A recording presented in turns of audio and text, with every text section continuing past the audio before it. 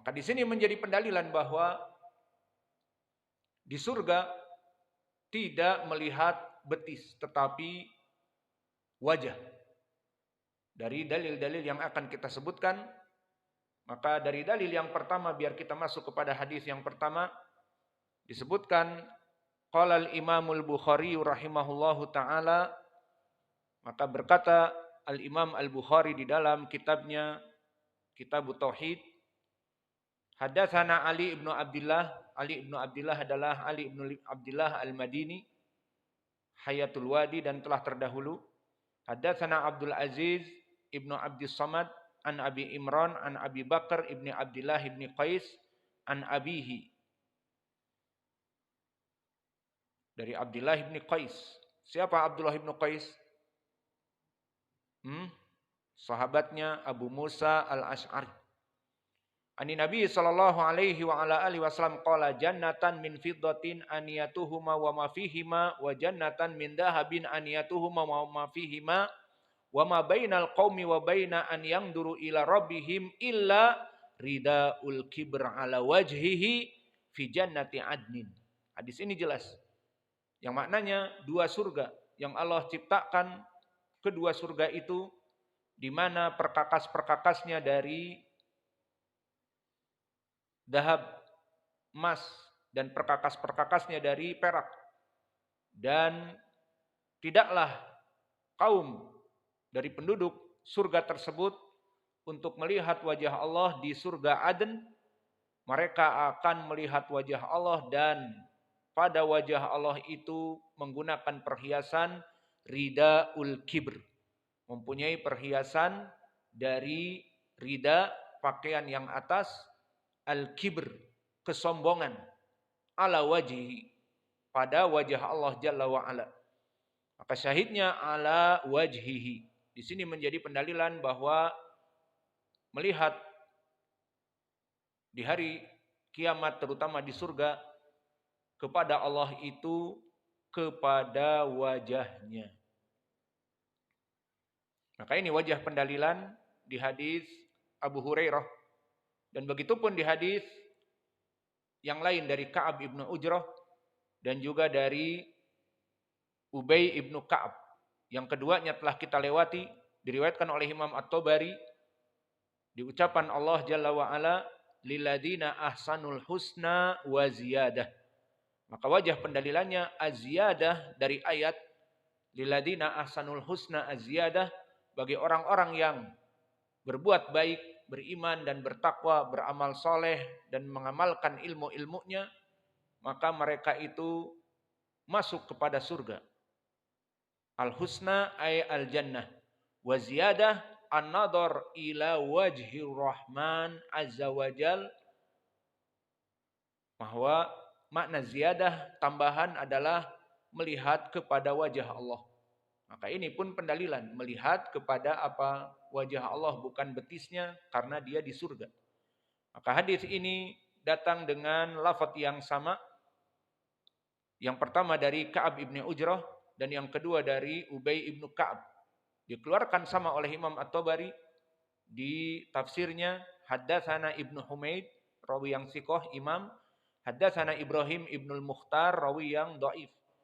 An Ibnu Juraij, dan Ibnu Juraij Imam Abdul Malik Ibnu Abdul Aziz, an Atha, dan di sini Atha al-Khurasani, bukan Atha Ibnu Abi Rabah.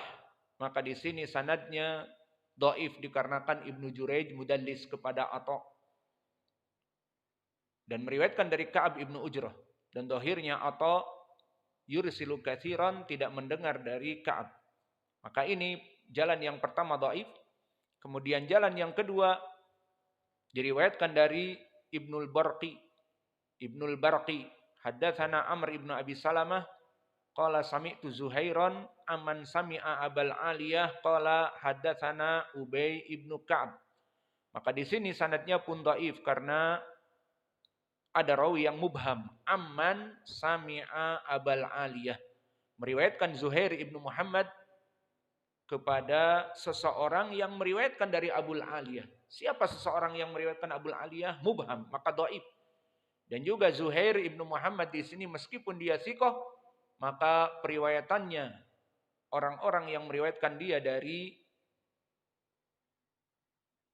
Asy-Syamiyin maka didhaifkan, dan Amr ibnu Abi Salamah di sini Asy-Syami, maka sanadnya dhaif juga dari sebab ini.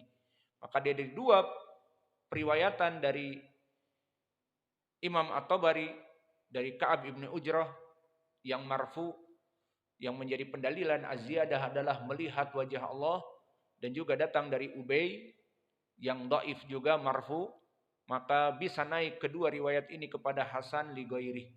Maka tiga hadis ini menjelaskan tentang wajah Allah. Dan faedah di sini, di dalam hadis ini pun menjadi pendalilan tentang permasalahan sifat wajah untuk Allah Jalla wa'ala. Maka sifat wajah untuk Allah Jalla wa'ala, barakallahu fikum, dia adalah sifat yang sabitah untuk Allah Jalla wa'ala. Maka kita katakan bahwa sifat wajah sifat dzatiyah. Apa makna dzatiyah? Sifat terbagi menjadi dzatiyah dan fi'liyah. Sifat dzatiyah adalah sifat yang terus bersambung dengan Allah. Seperti Allah mempunyai wajah. Seperti kita, wajah Qais, wajah Hudzaifah, selalu bersifat yang selalu berhubungan dengan Qais, Hudzaifah dan yang lainnya. Adapun di sana ada sifat fi'liyah, bahwa Hudzaifah selalu melaksanakan demikian, tapi kadang-kadang tidak melaksanakannya. Misalnya ba'dal asr dia melaksanakan apa pengennya? Menyiram tanaman. Maka kadang-kadang dia tidak menyiram karena hujan. Di sini sifat fi'liyah. Jadi pas kemarau dia menyiram tanaman. Di saat hujan tidak butuh untuk disiram, nanti banjir. Begitupun untuk Allah. Allah mempunyai sifat dzatiyah seperti al-ilm. Contohnya seperti tangan, seperti kaki, seperti wajah. Ini sifat dzatiyah, sifat yang terus menempel kepada Allah. Dan di sana sifat fi'liyah. Apa contoh sifat fi'liyah? Allah turun ke langit bumi. Maka ini sifat fi'liyah. Disebutkan di hadis Abi Hurairah yang muttafaqun alaih. Innallaha yanzilu fi kulli lailah ila sama'i dunya. Allah itu turun ke langit bumi, sama'i dunya, setiap malam. Nah pertanyaannya, apakah di siang hari turun? Tidak. Turunnya di malam hari. Kapan? Semua malam? Tidak. Di malam sepertiga malam terakhir. Inilah contoh dari sifat fi'liyah. Maka kembali kepada wajah. Wajah sifat dzatiyah yang khobariyah. Sabitah bil kitab wa sunnah. Adapun dari kitab seperti ucapan Allah banyak di dalam ayatnya. Di antaranya Al-Quran. Di surat Al-Baqarah yang dekat Allah berfirman. Wa ma tunfikuna illa ibtigha'a wajhillah. Maka tidaklah kalian itu menginfakkan kecuali ibtigha'a, mencari ridha, wajhillah, wajah Allah. Apa maknanya? Mencari keridhaan agar masuk surga, bertemu melihat wajah Allah. Dan begitu pun di dalam surat Ar-Ra'd, waladina sabaru ibtigha'a wajhi rabbihim. Maka orang-orang yang bersabar itu mengharapkan ibtigha'a, mengharapkan keridhaan, wajhillah, bisa melihat wajah Allah. Dan juga di dalam surat Ar-Rahman, wa yabqa wajhu rabbika dzul jalali wal ikram. Maka akan tersisa dari hari kiamat itu, tidak akan mati wajah Allah Jalla wa ala. Di dalam ayat ini sudah 3 ayat menjadi pendalilan Allah mempunyai wajah. Adapun di dalam hadis lebih banyak. Di antaranya hadis yang muttafaqun alaih dari Abdullah bin Mas'ud, di mana di saat Nabi membagi ghanimah di Yaum Hunain, berkata rajulun, wallahi inna hadihi kismatun ma adla fiha wa ma uridu fiha wajhullah. Maka pembagian ini tidak adil, tidak sesuai dengan pembagian yang benar yang mengharapkan wajah Allah. Maka ini syahidnya wajah Allah. Dan hadis Ibnu Umar juga tentang kisah Bani Israel yang terperosok kepada jurang ataupun gua, kemudian ditutup. Kemudian di antara mereka semuanya menceritakan tentang kebaikannya. Maka di sini boleh berdoa memberikan wasilah dengan apa yang dia telah lakukan dengan syarat ikhlas kepada Allah. Maka di antara mereka mengatakan semuanya, Allahumma in kuntu fa'altu dalika ibtiga awajhi fafarij anna ma nahnu fihi. Maka wahai Allah, jika aku dulu melaksanakan demikian itu, engkau terima karena ibtiga awajhi, mengharap wajahmu, maka bebaskanlah kami. Maka boleh seseorang di saat dalam keadaan kesempitan, kesusahan untuk berdoa. Dan berdoanya kepada Allah memberikan wasilah dari amalan yang dulu pernah dia lakukan kepada Allah secara ikhlas. Di mana dia misalnya dulu mempunyai tijarah yang haram, dia tinggalkan karena Allah.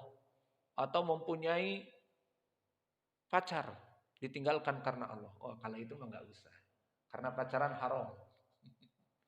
Alhamdulillah. Alhasil di sini dia mencintai kepada sesuatu dan haram dia tinggalkan untuk Allah.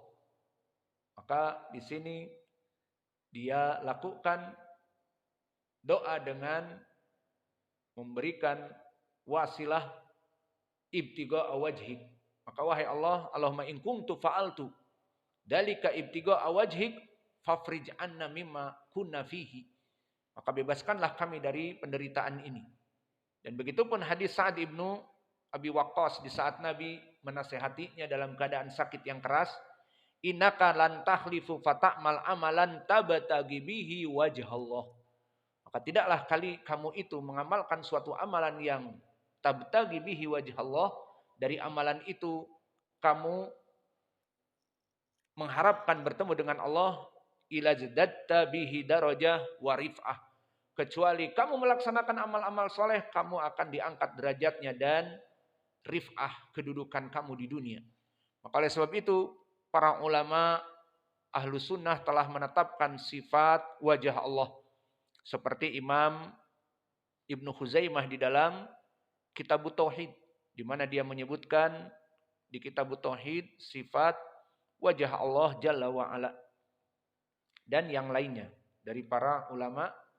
Maka ini dari yang bisa kita berikan pembahasan tentang bab yang ke-9, di mana kita telah menyebutkan judul dan ini yang menjadi penjeda dari bab-bab yang lain, dan juga dari hadis-hadis yang cukup dengan 3 hadis. Maka silahkan di store hadis Al-Bukhari yang lebih baik di pelajaran yang akan datang. Wa naktafi ila huna wa jazakumullahu khaira wa barakallahu fikum.